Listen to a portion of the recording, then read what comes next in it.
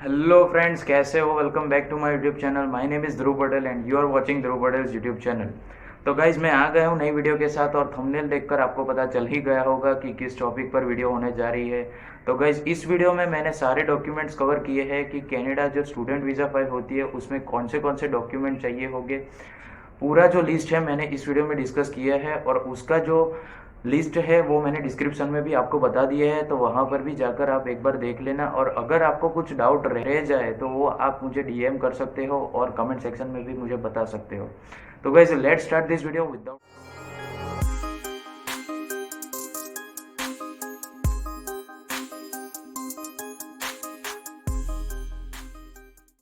Guys. ये video start करने से पहले मैं आपको बता देता हूँ, इस वीडियो को मैंने 3 पार्ट्स में डिवाइड किया है। फर्स्ट पार्ट में मैं आपको बताऊंगा कि कौन से जनरल डॉक्यूमेंट्स है जो आपको ज़रूरत पड़ेंगी।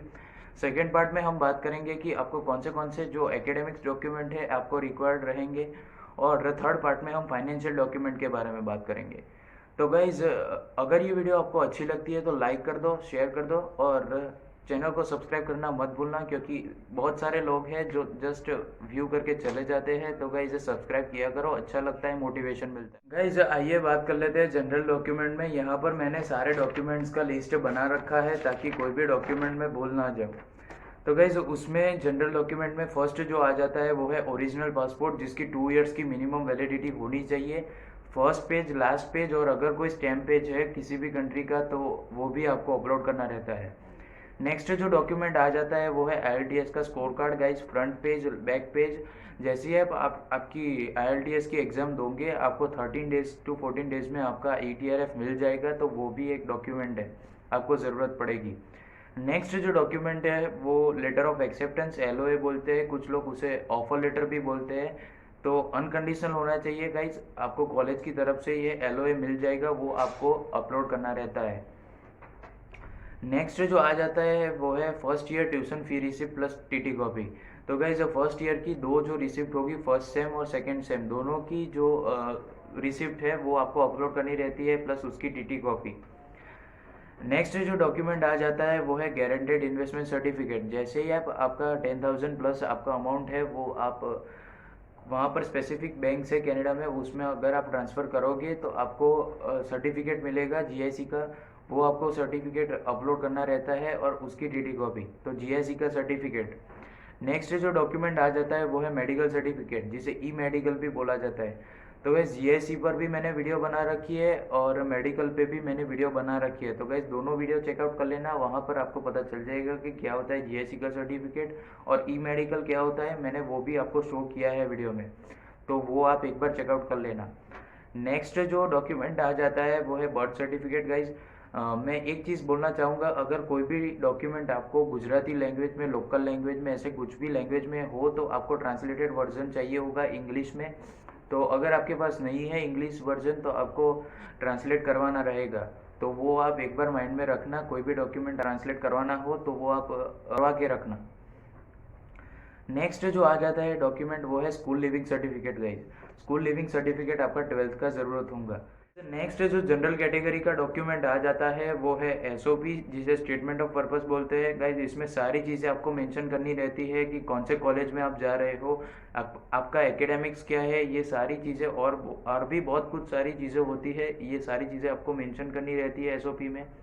तो अगर आपको SOP के बारे में नहीं पता है तो आप मुझे कमेंट सेक्शन में बता देना, तो उस पर भी मैं आपको वीडियो बना दूंगा कि SOP में क्या होता है।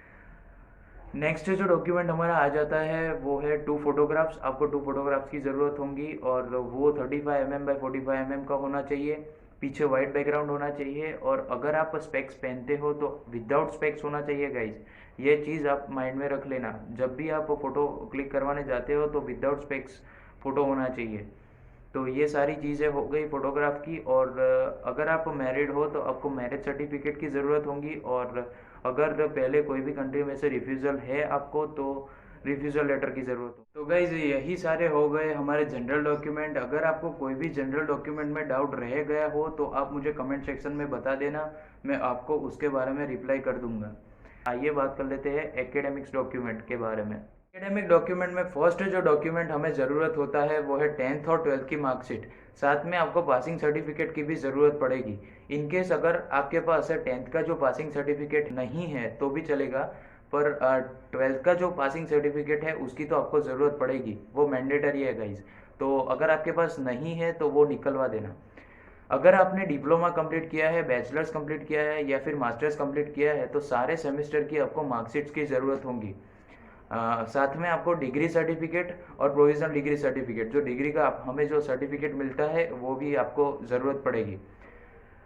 नेक्स्ट जो डॉक्यूमेंट मैं तीनों डॉक्यूमेंट की जो बात करने वाला हूँ वो आप एडवांस में ही निकलवा देना, क्योंकि इसमें थोड़ा टाइम कंज्यूम होता है। तो अगर आप एंड मोमेंट पर अगर आप निकलवाने जाओगे तो आपको थोड़ा टाइम कंज्यूम करेगा। तो अगर आपको टाइम बचाना है तो आप एडवांस में ही ये तीनों डॉक्यूमेंट निकलवा देना आपके कॉलेज में से। वो तीनों डॉक्यूमेंट है guys, transcript, letter of recommendation, medium of instruction. ये तीनों डॉक्यूमेंट अगर आप बैचलर्स के बाद जा रहे हो तो आपको कॉलेज में से ये तीनों डॉक्यूमेंट की ज़रूरत पड़ेगी। तो ये एडवांस में ही आप निकलवा देना। तो गाइज अभी जो हम डॉक्यूमेंट्स की बात कर रहे हैं वो इनकेस अगर आपको गैप है आपके स्टडीज़ और जब आप जा रहे हो उसके बीच में अगर गैप है तो आपको ये सारे डॉक्यूमेंट्स की ज़रूरत पड़ेगी। कहीं से आपने एक्सपीरियंस गैदर किया हो या फिर आप कहीं पर जॉब कर रहे हो तो ये सारे डॉक्यूमेंट्स में आपको कुछ भी ज़रूरत पड़ सकता है। तो मैंने सारे डॉक्यूमेंट्स यहाँ पर लिस्ट आउट किए हैं, तो ये आप देख लेना, आपको किसी भी चीज़ की ज़रूरत पड़ सकती है। तो सारी चीज़ों को ध्यान में रखते ही हुए ही मैंने यहाँ पे सारे डॉक्यूमेंट्स मैं अभी जो बोलने जा रहा हूँ वो सारे गैप्स के लिए है। तो फर्स्ट जो आ गया है वो है अपॉइंटमेंट लेटर, जहाँ पे भी आपने जॉब किया है उसकी appointment letter. Next experience letter with job duties. Third जो है वो है 3 month salary slip, salary account statement. अगर आपने जो जहाँ पर भी जॉब किया है उसका जो सैलरी अकाउंट स्टेटमेंट। नेक्स्ट अगर आप आईटी रिटर्न भर रहे हो तो IT return if filled. Next PF certificate, अगर आप पीएफ कटवाते हो तो पीएफ का certificate. Photo ID proof, employment verification letter. तो ये जो 7 जो मैंने डॉक्यूमेंट्स के बारे में बात की, अगर आपको गैप है तो ही ये चीज़ों की ज़रूरत है, वरना तो इसको आप स्किप कर सकते हो। गाइस यही हो गए हमारे सारे एकेडमिक्स डॉक्यूमेंट। आइए अब हम बात कर लेते हैं फाइनेंशियल डॉक्यूमेंट में आपको कौन कौन से डॉक्यूमेंट ज़रूरत पड़ेगी। फर्स्ट हम बात कर लेते हैं income proof. Guys income proof आप कैसे शो कर सकते हो। अगर आपके फादर जॉब कर रहे हैं तो उनको 2 to 3 ईयर्स के आईटी रिटर्न की ज़रूरत पड़ेगी, इनकम टैक्स रिटर्न। गाइस अगर बिजनेस कर रहे हैं तो उनको आईटी रिटर्न की तो ज़रूरत पड़ेगी 2 to 3 ईयर्स की, प्लस आपको balance sheet and profit and loss account का स्टेटमेंट, ये आपको ज़रूरत पड़ेगा। नेक्स्ट अगर आपके फादर एग्रीकल्चर डिपार्टमेंट में है तो उनको इनकम सर्टिफिकेट फ्रॉम तलाटी और मामलतदार। गाइज तो इनकम सर्टिफिकेट आपको कलेक्ट करना रहता है तलाटी या मामलतदार ऑफिस में से आपको इनकम प्रूफ शो करने के लिए। तो ये सारे हो गए इनकम प्रूफ के डॉक्यूमेंट। नेक्स्ट हम बात कर लेते हैं फंड्स कैसे आप शो कर सकते हो। तो guys first bank balance certificate of saving account. तो सेविंग अकाउंट में अगर आपके पास वैल्यूएबल अमाउंट का मनी है तो उसका जो सर्टिफिकेट होता है बैंक बैलेंस का सर्टिफिकेट, वो आप शो कर सकते हो। नेक्स्ट अगर आपके पास पीएफ का जो स्टेटमेंट है वो है तो आप वो भी बता सकते हो अगर आपके पास पीएफ है तो।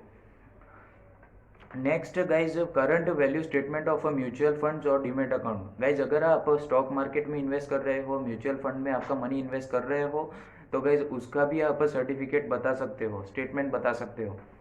नेक्स्ट गाइज आ जाता है वो है all type of postal investment. अगर आप कोई पोस्टल इन्वेस्टमेंट कर रहे हो तो वो भी आप दिखा सकते हो। Next fix deposit certificate. Guys अगर आपके पास वैल्यूएबल अमाउंट का एफडीज है तो उसके भी आप सर्टिफिकेट दिखा सकते हो कि इतनी एफडीज है मेरे पास, तो वो भी एज अ फंड्स आप दिखा सकते हो, तो FD certificate. Next surrender value of insurance policy. Guys कोई किसी भी तरह की आपके पास इंश्योरेंस पॉलिसी है वैल्यूएबल अमाउंट की तो वो भी आप शो कर सकते हो। तो ये सारे डॉक्यूमेंट जो मैंने 6 टाइप के जो भी डॉक्यूमेंट बोले वो सारे डॉक्यूमेंट्स आप एज अ फंड्स आप शो कर सकते हो। तो ये सारे हो गए फंड्स के डॉक्यूमेंट। तो ये टोटल होके हमारे फाइनेंशियल डॉक्यूमेंट जितने भी है वो सारे कवर हो जाते हैं गाइज। नेक्स्ट हम बात कर लेते हैं कि अगर कोई भी स्टूडेंट्स बिलो 17 ईयर्स का है तो उनको कौन कौन से चीज़ों की ज़रूरत पड़ेगी। तो गाइज अगर बिलो है कोई भी स्टूडेंट बिलो 17 ईयर्स तो उनको एक कस्टडियन की ज़रूरत पड़ेगी गाइज, जो कनाडा का सिटीज़न होना चाहिए या फिर पीआर हो तो उनको पासपोर्ट एंड और पीआर कार्ड, तो इसमें से कुछ भी ज़रूरत पड़ सकता है कस्टडियन की। Next, name, address, date of birth, mobile number of custodian, ये सारी इन्फॉर्मेशन की आपको ज़रूरत पड़ेगी जब आप वीज़ा फाइल कर रहे हो।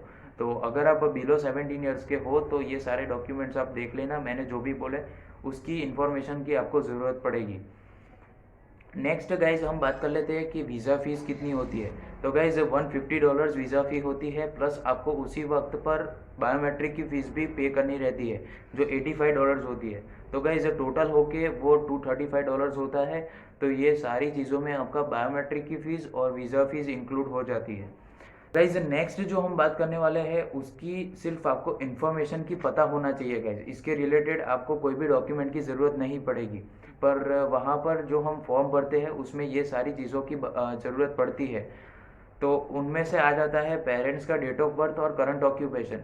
आपके जो पेरेंट्स हैं उनका डेट ऑफ बर्थ और अभी वो लोग क्या काम कर रहे हैं वो आपको सिर्फ पता होना चाहिए, क्योंकि वहाँ पर जो फॉर्म फिलअप करोगे उसमें ये सारी चीज़ों का वो लोग पूछते हैं। तो ये सारी जो इन्फॉर्मेशन है वो आपको पता होनी चाहिए। अगर आपको सिबलिंग्स है गाइज तो उनकी भी date of birth, current occupation और एड्रेस, तो ये सारी चीज़ें आपको पता होनी चाहिए। सिर्फ उसके लिए आपको कोई भी तरीके के डॉक्यूमेंट्स की रिक्वायर्ड नहीं होगी। तो यही हो गई हमारी एडिशनल इन्फॉर्मेशन।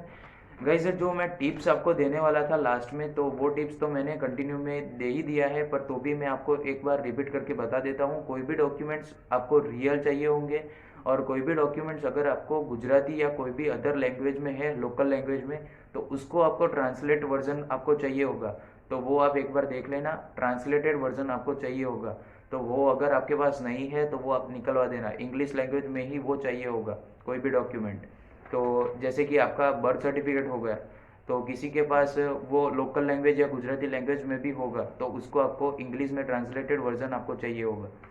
तो उसके बारे में आप एक बार ध्यान में रखना। और जो भी आप डॉक्यूमेंट्स गाइज अपलोड कर रहे हो वो पीडीएफ फॉर्मेट में होना चाहिए गाइज, और किसी भी फॉर्मेट में नहीं चलेगा। तो पीडीएफ फॉर्मेट में होना चाहिए, और जो भी आपका जो फोटोग्राफ्स है वो जेपीजी फॉर्मेट में होना चाहिए। तो ये भी आप ध्यान में रख लेना जब भी आप आपकी वीज़ा फाइल कर रहे हो। तो गाइज यही है सारे डॉक्यूमेंट्स, हमने इस वीडियो में सारे डॉक्यूमेंट्स कवर कर लिए हैं कि आपको कौन कौन से डॉक्यूमेंट वीज़ा के लिए ज़रूरत पड़ेगी। इनकेस अगर आपको गैप है तो कौन से डॉक्यूमेंट आपको रिक्वायर्ड रहेंगे, अगर आप बिलो 17 के हो तो आपको कौन से ज़रूरत पड़ेंगे।